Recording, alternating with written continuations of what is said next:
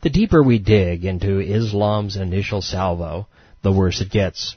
So hold your nose if you must, because it's time to poke around. We know that Mohammed was a recluse, a wannabe prophet who preferred solitude to people. The fact that he spent so much time alone in caves, instead of at home being a parent and husband, or at work being productive, is troubling. Yes, he was being religious, but even that is problematic. As an idolater, he practiced the heathen Tananuth rituals, fasting, self-justification, and meditation during the pagan holy month of Ramadan. He disappeared into caves for spiritual awakening, calling out to a black stone named Allah, and he was ultimately possessed. The read versus recite debate is interesting in itself. Modern Muslims, in trying to resolve the obvious problem of why an all-knowing spirit would ask an illiterate man to read, say that the word really means recite. But that's worse. Why would Mohammed say he didn't know how to recite, especially when it was the thing that he was best at? And why would the spirit of Islam ask a man to recite if he taught by the pen? Even the word recite/read is prickly. The original word is qara, from which Qur'an was derived. It was first used by the Syrian Christians to mean preach, not read. Even the Arabic words aqrau can mean either I can't read or what shall I read? But that's still a problem, because Mohammed wasn't given a scroll to read. Since we have discussed Allah's ignominious inaugural address, let's move on to the prophet's less than heroic response. According to every account, he was scared spitless. Imagine that. You've just invested the month of Ramadan hanging around in a cave for the express purpose of communing with the spirit world, and one comes and scares you to death.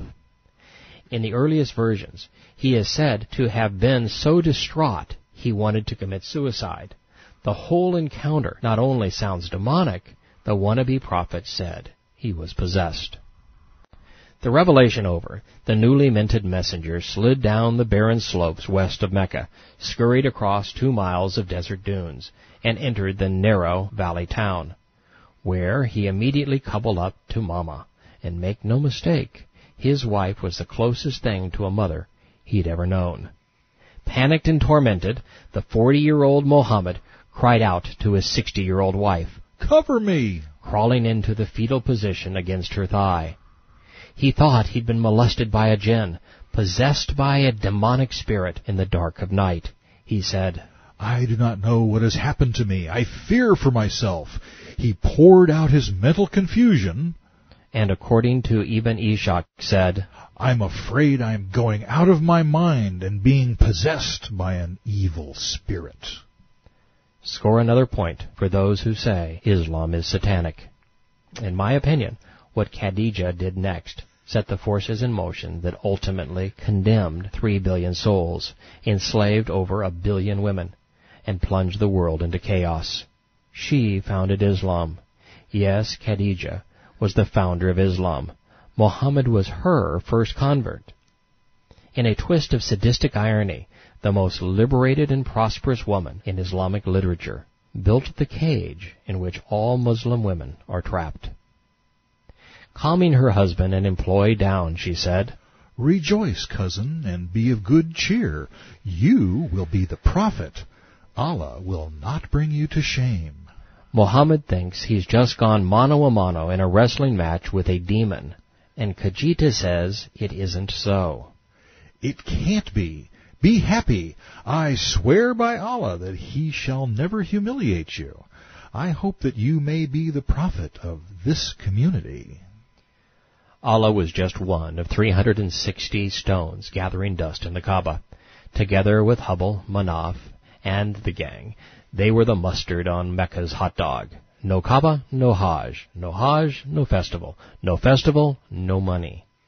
Khadija was a businesswoman, in business to make money, selling her wares to the pilgrims who piled into Mecca each year to visit their gods. She wasn't going to let anyone foul that up. Not only did she tell her employee/husband that he was wrong, that it was not a demon, she said that her god, the pagan lunar deity, the biggest and blackest stone in the Kaaba, would never allow him to be molested by an angry spirit. No way! Then, in anticipation of what was to come, she began her public relations campaign. She told her recluse husband that he was a swell guy, charitable, sociable, and trustworthy. He was the perfect candidate to be the social chairman of a fraternity. Bright and successful, Khadija was on a mission. She came up with a profitable profit plan. She had prospered in a man's world, but had no real power. In fact, she was embarrassed. Having been widowed twice, she had proposed marriage to Mohammed, an employee half her age. It was scandalous. To gain permission, she had to get the patriarch of her family drunk at the betrothal feast. Once he was successfully intoxicated, Khadija was able to coerce the consent she required. The odd couple was married, but it was not all a bed of cactus flowers. Their sons died in infancy. It was a terrible stain in a culture that, like Islam, attributed misfortune to godly disdain. Khadija's husband was an absentee parent to the remaining daughters, and AWOL when it came to working in the family business.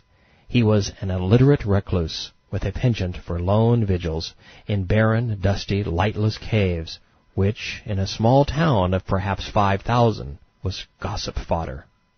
He was hardly making her look good. You just know the girls were talking behind her back.